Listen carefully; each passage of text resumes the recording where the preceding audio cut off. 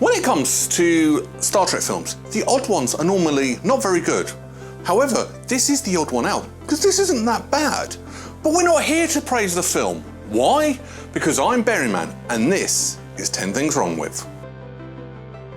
Star Trek III: The Search for Spock is a 1984 American science fiction film written and produced by Harve Bennett and directed by Leonard Nimoy. After the events of the previous film, the Enterprise returns home, only to find out that there was a lot more going on the Genesis planet than what they finally realised. However, they must break all the rules to return and also find their long-dead friend. So when the film was released, it generally got positive reviews, but not as positive as the previous film. However, that doesn't mean it's still good, and there was lots of things wrong with the film. So let's find out 10 things wrong with Star Trek III: The Search for Spock. Number 10, damage. The damage on the Enterprise as it returns to Earth is a lot more significant than what actually happened in the previous film. Granted, there was a lot of damage to the engineering section, but there was hardly any damage done to the warp nacelles or the saucer section, yet it does actually have damage on the saucer section and it does have damage on the warp nacelles. Why? This film apparently takes place right after the previous film, and all the log says is they dropped off their training crew and picked up a new crew to go home. That's it, so you get the impression it's quite soon afterwards. However, there are some fan novels as well that actually says the Enterprise had a fight with the Klingons, which is why Klingons are up in arms about the Genesis planet. That adds a bit more to it, but we don't look at the books, we're just looking at what happened in the film, and yeah, the Enterprise miraculously had more damage. Number 9, outline. The Enterprise in the films and the Enterprise in the TV series, although it's the same ship that was rebuilt, it is significantly different, and one of the biggest differences is the warp nacelles. So in the original series, they were straight, in the films, they're angled. Now on Chekhov's display, they don't seem to have updated it because the display still has the straight nacelle struts. However, when the Enterprise is actually escaping from space dock, the screen shows the angular warp nacelle struts. So why was Chekhov one actually wrong? You're showing the wrong Enterprise, you're showing the old Enterprise. Number 8, commendations.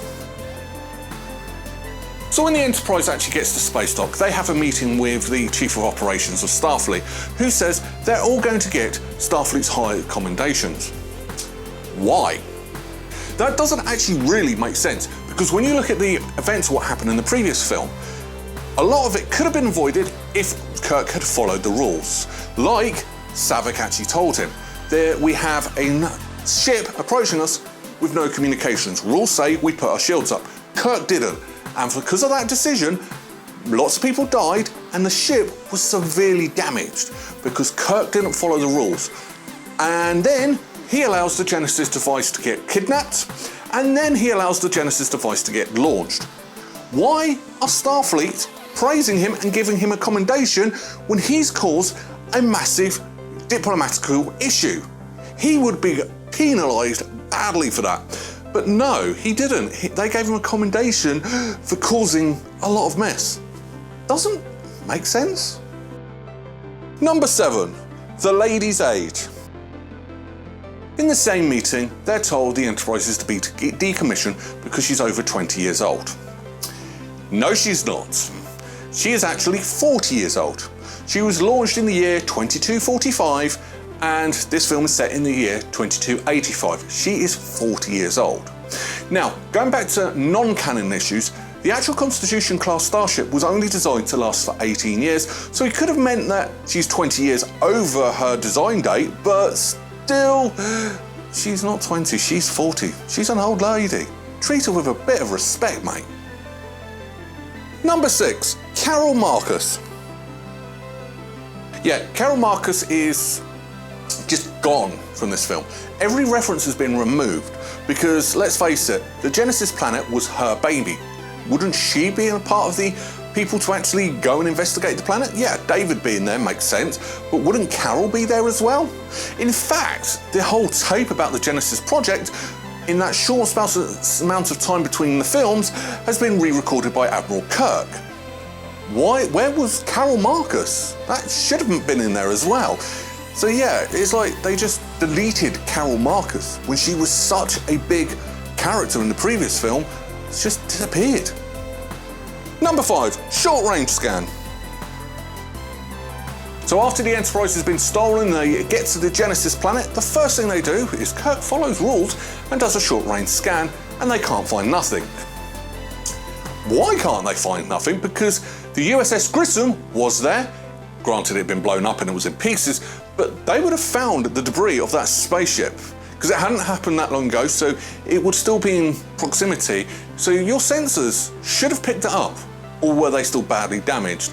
But yeah, the fact that you didn't see any damage or pick up any damage, you still were not doing your jobs properly.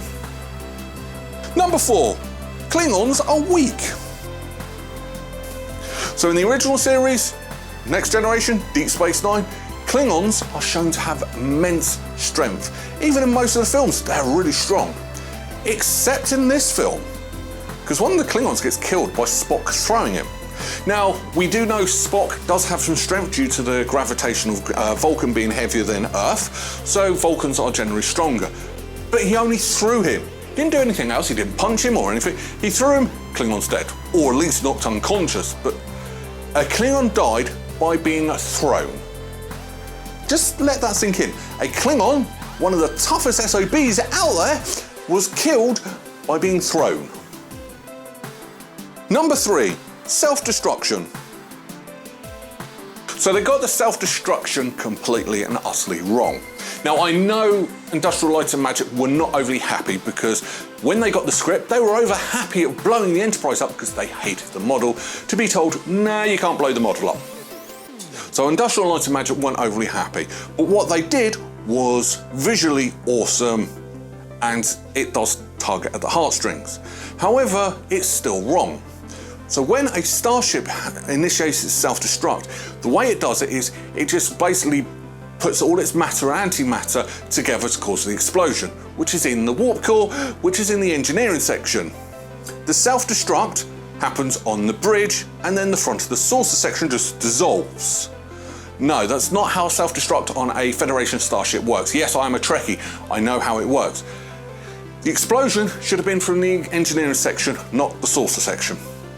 I don't think they would have got the visual effects as good. They were impressive. Number 2, 1 minute. Enter final code for 1 minute countdown. Kirk enters the code, 60 seconds. 1 minute 45 seconds, the Enterprise blows up. What they should have actually done is actually said a 2 minute countdown, because it would have made more sense, because there is a gap in that 60 seconds while they're going from the bridge to the transporter. So yeah, 1 minute, it took longer than that on screen, and it didn't tally up. It didn't make sense. It's like Dragon Ball. Frieza says this planet's going to blow up in 5 minutes, 30 minutes later it blows up. Number 1, final fight. In the history of Star Trek, there are some absolute brilliant punch-ups. This is not one of them. In fact, this fight was so bad, it makes Kirk's fight against the Gorn, where he's like just moving really slowly like this, look impressive. Now I know it was predominantly stuntmen, but yeah, the fight, it wasn't actually that good, and it was quite boring. I mean, granted Kirk wins, we all knew he was going to win, but it was very lackluster, not very exciting. Final thoughts. So yeah, once again, I've been a little bit nitpicky. Now this film isn't as good as Star Trek II: The Wrath of Khan. It was never going to be that. However, this film does have a lot going for it. Out of all of the like original 6 Star Trek films, this has the best model work. Without a doubt, the model work that ILM actually did was impressive, especially as they've got so many new ships. What was new? You had the Bird of Prey, the cargo ship, the Grissom, the Excelsior. These were all new models made for this film. They look all absolutely amazing. The shots they got of them were amazing. The model work, phenomenal. Soundtrack, once again, was absolutely amazing, and it worked in this film, with that little touch of the Next Generation motion picture theme scattered throughout. Once again, brilliant. What lets this film down is it is quite a naff story.